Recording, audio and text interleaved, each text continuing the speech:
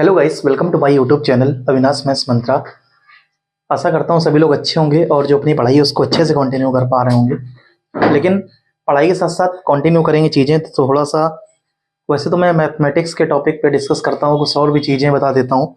लेकिन मैम ने आजकल बहुत अच्छे अच्छे टॉपिक उठाए हैं, जागरूकता सीरीज़ में हो, चाहे आपका मतलब कंप्यूटर सीखो सीरीज़ में हो, ट्रिकी मैथ्स में मैंने अपने कॉन्सेप्ट को लॉन्च किया था। तो चीज़ें आप लोग समझते हुए देखते जा रहे होंगे, लेकिन यहाँ पे पढ़ते हुए कुछ जागरूकता में मैं भी जो चीज़ें समझ में आती हैं ऐड कर देता हूँ। क्योंकि मैम जो डिसीज़ के बारे में बताया, आपका लीवर फंक्शन है, सारी चीज़ें डिस्कस की, अच्छा लगा। वाकई में लोगों को जानकारी होनी चाहिए नेक्स्ट लेवल पे। अब मैं आता हूँ यहाँ पे थोड़ा सा, जब हम लोग रोड पे चलते हैं, क्योंकि हम लोग थोड़ा सा उसको प्रैक्टिकली रियलाइज करते हैं, तो कहीं ना कहीं आप लोग के साथ शेयर करना चाहिए वो चीज़ें। तो देखिए हम लोग क्या बता रहे हैं, जो हम लोग को सावधानी रखनी चाहिए किसमें, इसको हम लोग बोलते हैं precautions while taking turn. Okay, तो ये दोनों के लिए, किसके लिए, वैसे तो मोस्टली मैं डिस्कस कर रहा हूं ज्यादातर टू व्हीलर के लिए, और बाकी फोर व्हीलर वाले तो खैर कोई दिक्कत नहीं है, लेकिन उनके लिए भी थोड़ा सा अगर समझ लेंगे तो थोड़ा सा अच्छा रहेगा। देखिए क्या होता है, जब भी कभी भी हम लोग रोड पे चलते हैं या कहीं पे नॉर्मल हाईवे पे भी चलते हैं, तो कहीं ना कहीं क्या होता है, हम लोग रोड पे नॉर्मल भी चलते हैं तो ये इस तरह के टर्न होते हैं। जैसे कोई, जैसे बहुत ही ज्यादा तिरछा मोड़ आ गया इस तरह से, कोई हाईवे भी होता है, या कोई ऐसे रोड है बिल्कुल घुमा दिया इस तरह से, बिल्कुल कई जगह देख लेंगे। अपने कानपुर में भी आप मतलब जाएंगे तो बहुत जगह इस तरह के मोड़ मिल जाते हैं। जब हाईवे पे होता है तो हाईवे पे क्या करते हैं, जो कंस्ट्रक्शन कंपनी होती है पर्टिकुलर उस ब्रिज को या उस रोड को थोड़ा सा क्या करती है, जैसे ये पार्ट थोड़ा सा नीचे है, इसको थोड़ा सा उठा के बनाती है। समझ गए? तो इसका कॉन्सेप्ट क्या होता है समझिए।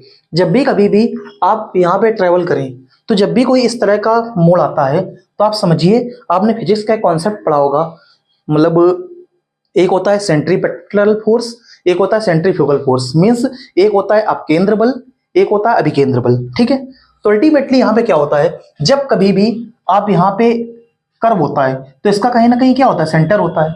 तो सेंटर क्या करता है, अपने तरफ से रोड पे एक फोर्स अप्लाई करता है।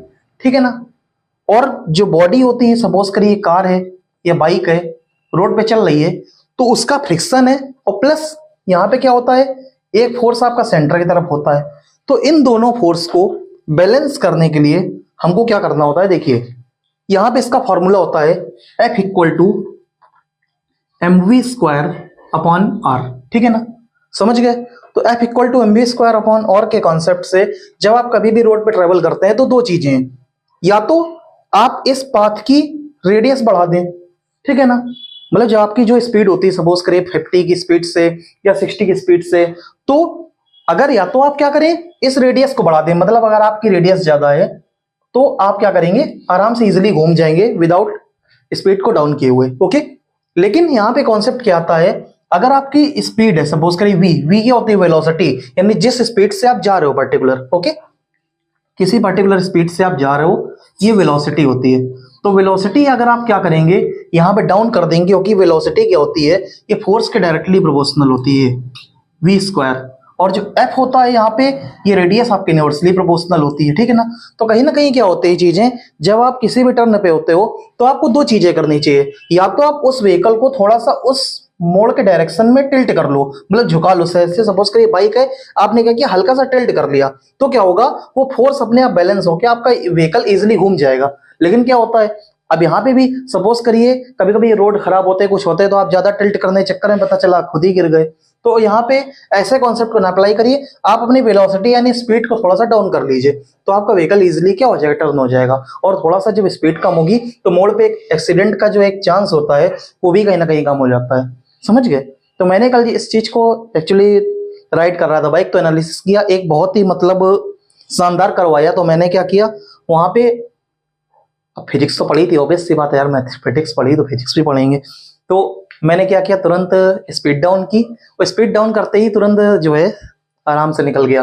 अब चूंकि आगे पीछे थोड़ा कार वगैरह व्हीकल भी थे तो थोड़ी सी प्रॉब्लम हुई, लेकिन कहीं ना कहीं चीजें मुझे समझ में आई। तो एक थे कुछ लोग मेरे साथ तो बैठे थे, बोले कि क्या इसमें भी फिजिक्स की जरूरत पड़ती है? तो चर्चा होने लगी भाई आजकल आपको अगर व्हीकल भी सावधानी से ड्राइव करना है या राइड करना है तो आपको फिजिक्स का, मैथ्स का कॉन्सेप्ट पता होना जरूरी है। तो उन्होंने बोला कि बाइक चलाने में फिजिक्स का कॉन्सेप्ट कौन सा जरूरी है? तो देखिए, अगर आप बाइक या कार भी चला रहे हैं तो भी आपको पता होना चाहिए कहाँ पे क्या करना है, समझ गए? अब कहे तो सर ये बताइए, अगर यही कर्व हाईवे में आ जाएगा और रात में मान लीजिए हम 2:30 बजे ड्राइव कर रहे हैं तो हम कैसे टिल्ट करेंगे या पता चलेगा? वहां तो मेरे लिए रोड नया होगा। तो वहां के लिए क्या होता है, मैंने आपको बताया कि वहां पे रोड ही ऐसा डिजाइन होता है कि आपकी स्पीड को डाउन किए बिना ही आपका व्हीकल जो है इजिली क्रॉस कर जाएगा। लेकिन कहीं कहीं पे क्या होता है कि मतलब जहां पे इस तरह के कंस्ट्रक्शन का ध्यान नहीं दिया जाता है, चीजें नहीं सावधानी से बनाई जाती हैं, तो वहां पे उस जगह मोड़ पे एक्सीडेंट भी बहुत होते हैं। और कुछ लोग जो थोड़ा सा भ्रांति फैला देते हैं, भैया इस चौराहे में भूत लगते हैं। भैया भूत नहीं लगते हैं, वो कंस्ट्रक्शन कंपनी की फॉल्ट होती है कि उसने मैकेनिकली और चीजों को उतने अच्छे से डिजाइन नहीं किया होता है। तो क्या होता है, मैकेनिकल एरर की वजह से ये चीजें क्या होती हैं, जो वहां के सिविल इंजीनियर होते हैं चीजों को वहां से एनालिसिस ना करते हुए कुछ भी बना देते हैं, तो वहां पे उस पॉइंट पे एक्सीडेंट होते हैं। जैसे सपोज करिए अब ये है, सही से नहीं बनाया गया, अब पता चला कोई 120 की स्पीड से व्हीकल चला आ रहा है यहाँ पे। अब उसने क्या किया, अब उसको क्या पता कि कहाँ मोड़ है, क्या उसने क्या क्या सीधा वो जो है ब्रिज को फांद के नीचे चला गया। सपोज करिए इस तरह कोई ब्रिज है, वो फांद के नीचे चला गया, बाउंड्री वॉल पर टकरा गया, या फिर कहीं अगर मतलब एक्सप्रेस वे वगैरह, तो वहां उसको क्या पता है कि हमें टिल्ट करना है या स्पीड डाउन करना है, कुछ करना है। तो वहां क्या होता है कि जो सिविल इंजीनियर होते हैं उनको रोड को ही इस तरह से टिल्ट करके डिजाइन करना होता है कि अगर कोई हाईएस्ट स्पीड से भी आ रहा है व्हीकल तो इजिली आपका निकल जाए। वहां पे इस तरह केस ना हो कि सीधा पता चला आपका फांद के निकल जाए। लेकिन जो आपके लोकल रोड होते हैं, यहाँ पे आपको थोड़ा सा देखना पड़ता है और चीजें एनालिसिस भी करनी पड़ती हैं। और सबसे बड़ा एक मैं आपको चीजें अच्छी बताता हूँ कि स्पीड आप ऑलवेज मोड़ पे कम ही रखिए तो ज्यादा बेस्ट है। चाहे आप हाईवे पे हो, कहीं पे हो, भाई आप ड्राइव कर रहे हैं, चला रहे हैं, तो ऑब्वियस सी बात है यार, कम से कम 200-300 मीटर सामने हो तो देख ही पा रहे होंगे, तभी तो चला रहे हैं भाई, आंखों में पट्टी तो नहीं बांधे हैं। तो अगर आपको कहीं पे कर्व दिखता है तो ट्राई ये करें कि अपनी स्पीड को थोड़ा सा मतलब डाउन करके ही चले, मोड़ पे तो ज्यादा बेस्ट है। क्योंकि आपको नहीं पता है कि कहाँ पे कर्व में कहाँ पे गाड़ी आ रही है, कुछ हो रहा है, बहुत सारे एक्सीडेंट के चांस भी बन जाते हैं। तो कर्व में थोड़ा सा सावधानी बरतें। और जिन्होंने फिजिक्स पढ़ी है उनके लिए तो कोई दिक्कत नहीं, लेकिन भाई हर कोई अगर नॉलेज नहीं रख पाता है तो थोड़ा सा मेरा काम है लोगों को अवेयर करना।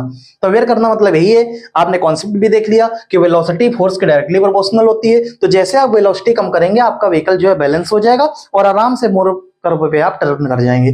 कोई आपको इस तरह की प्रॉब्लम नहीं आने वाली है, आप सेफ चलेंगे। मान लीजिए आपके साथ कोई लोग भी बैठे हैं तो कम से कम सेफली घर पहुंचेंगे, आप भी आराम से घर सही से पहुंच पाएंगे।